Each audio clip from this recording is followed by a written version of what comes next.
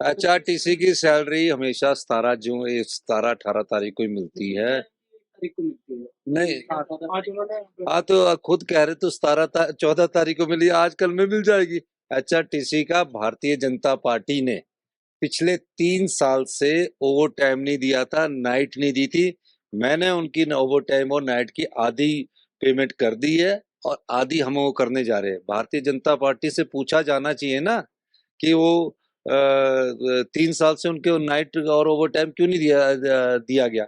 और जो सैलरी की बात है, मेरे समय से नहीं है, हमें तो अभी 6 महीने हुए सरकार में आए। हम तो जो व्यवस्था बिगड़ी हुई है उसको ठीक कर रहे हैं, लेकिन ये दृष्टिकोण अपनाना कि हम पर दोष लगाना गलत बात है। आज तो दिल्ली के पत्रकार एचआरटीसी की सैलरी के बारे में पूछ रहे हैं, मुझे तो समझ ही नहीं आया कि वो दिल्ली के बड़े बड़े, आप लोगों ने नहीं सवाल पूछा, आपने जो राज्य से, वो आगे हमसे पूछ रहे हैं कि आप बताइए कि एचआरटीसी की सैलरी क्यों नहीं दी। तो ये चीजें कहना गलत बात है। हिमाचल राज्य अपने पैरों पर खड़ा होगा। तो अगले 5 साल में, 4 साल में हम अपनी अर्थव्यवस्था को पटरी पर लाएंगे और 10 साल में हिमाचल प्रदेश को हिंदुस्तान का सबसे समृद्धशाली और अमीर राज्य बनाएंगे। ये जो सैलरी है, ये कारपोरेशन की है। अभी सचिवालय में खड़े किसी सरकारी कर्मचारी के पास जाके इंटरव्यू तो लीजिए कि आपको सैलरी मिल रही नहीं मिल रही। पर एक प्रकार से सरकार को बदनाम करने की कोशिश एक साजिश के तहत हो रही है। और सिर्फ एक सरकारी कर्मचारी, जहां सिर्फ 10-15 हजार एम्प्लॉइज है, हिमाचल में तकरीबन 2 लाख सरकारी एम्प्लॉइज है। तो सरकारी कर्मचारी की जो एचआरटीसी की सैलरी वो 14-15 तारीख को ही मिलती है। बीजेपी का आरोप है, क्या लगता है आपको कौन लोग हो सकते हैं पता नहीं, कुछ लोगों को दिल्ली से सुबह सुबह फोन आ गया, मुझे फोन आ गया कि इनकी सैलरी नहीं मिल रही। अरे प्रदेश में और कार्य हो रहे हैं और कोई ऐसी घटना घटी जैसे, ये तो काफी लोग दिल्ली से पत्रकार पूछ रहे हैं कि सैलरी नहीं मिल रही। पता नहीं किसके तहत है। आज तक तो सवाल नहीं, पिछले महीने भी उनको 15 तारीख को सैलरी मिल रही, इस महीने भी 15 तारीख को सैलरी मिल रही, पिछले 10 साल से 15 तारीख से सैलरी मिल रही है। पर आज पता नहीं मुझे क्या, मुझे खुद भी नहीं समझ आया कि क्यों ऐसी बात है। उन्होंने जनसभा में कहा कि कांग्रेस की अपनी गारंटी नहीं है और 10 गारंटियां दे रही है अलग अलग तरह का बयान। देखिए, नड्डा जी राष्ट्रीय अध्यक्ष है भारतीय जनता पार्टी के, तो उन्हें अपनी बात कहनी पड़ती है अपने राज्य में आकर। मैं उनकी बात पर ज्यादा टिप्पणी नहीं करना चाहता, लेकिन वो जो बात कह रहे हैं वो वो हमारा दायित्व है कि हम उस पर और तेजी से अमल करें। तो जो गारंटी हमें याद करवा रहे हैं, हमने 3 गारंटियां पूरी कर दी है। जो हमारे पड़ोसी राज्य के मुख्यमंत्री हैं, उन्होंने अगर कोई बात लिखी होगी तो मेरे ध्यान में अभी ये बात नहीं है। आपके द्वारा ये बात लाई जा रही है कि पत्र लिखा है। अगर पत्र लिखा होगा तो मैं माननीय पंजाब के मुख्यमंत्री जी से बात करूंगा।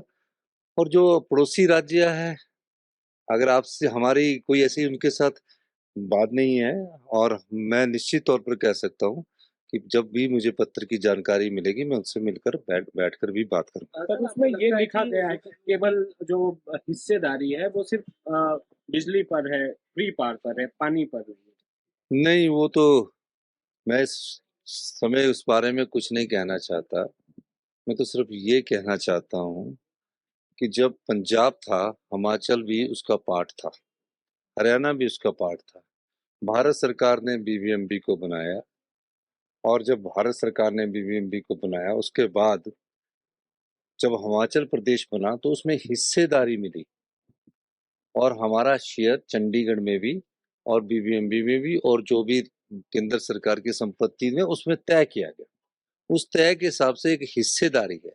अभी तो रॉयल्टी है हमारी बीबीएमबी में कि उसमें हमें और जो पावर प्रोजेक्टों से हमें रॉयल्टी मिलती है। बीबीएमबी से हमें 1% भी रॉयल्टी नहीं मिलती है।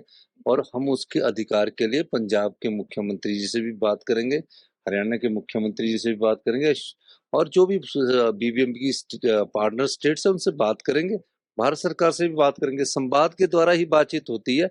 जो इश्यूज हम उठा रहे हैं अपने हिमाचल के लोगों के हित के लिए, अगर हम वो बात नहीं रखेंगे तो हमारा ये दायित्व बनता है सरकार का कि हम वो बात रखें और जो हमारे युवा पीढ़ी है उसके भविष्य को सुरक्षित रखें। इस दायरे से मैंने ये सारे मुद्दे इसी में नहीं उठाया बीबीएमबी में। हम एसजेबीएनएल में अपना शेयर मांग रहे हैं, क्योंकि रॉ मटेरियल तो पानी है। आप हर चीज में हमें कहाँ रोकते रहोगे, वाटर सेस में रोकते रहोगे, हमारे पास है क्या? हाइड्रो के पानी के अलावा हमारे पास है क्या? हाइड्रो के अलावा हमारे पास है क्या? कोई बड़ी इंडस्ट्रीज यहाँ आ नहीं सकती, रॉ मटेरियल की कॉस्ट होगी। तो जो अगर किसी की कोई ऑब्जेक्शन है तो बैठ के एक समझौते के साथ हम उसको बात करेंगे, और मेरा मानना है कि हम इस दिशा में आगे बढ़ रहे हैं। किसी भी चुनौती का सामना करने के लिए हमारी सरकार है।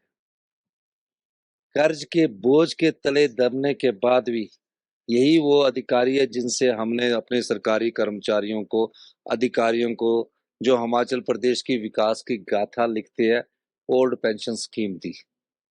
एक भी विभाग आज मुझे बता दीजिए जिसको सैलरी ना मिलती हो, और एक भी डिपार्टमेंट ऐसे ना बता हो जहां हमने आज विकास के कार्यों को अमली जामा ना पहनाया हो।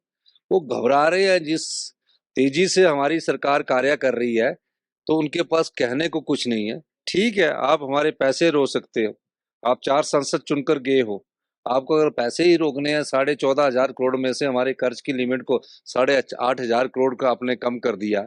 आपने हमारी जो और लिमिट है, एक्सटर्नल एडीडी प्रोजेक्टों की लिमिट है, जिसमें विश्व बैंक, जायका, एडीबी आते हैं, उनको आप कम कर दिया।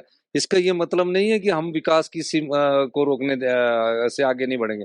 हम बढ़ेंगे और संघर्ष करेंगे और कड़ी मेहनत करेंगे, और प्रदेश की जनता को आने वाले 10 सालों में हिंदुस्तान का सबसे समृद्धशाली राज्य बनाएंगे। हमसे जुड़े रहने के लिए हमारे YouTube चैनल को सब्सक्राइब करें और नई वीडियो की नोटिफिकेशन के लिए बेल आइकॉन को दबाएं। अगर आप ये वीडियो Facebook पर देख रहे हैं तो लाइक जरूर करें और ज्यादा से ज्यादा शेयर करें। इसी तरह के और भी अपडेट्स के लिए फॉलो करें हमारा Instagram पेज himachal.kesri।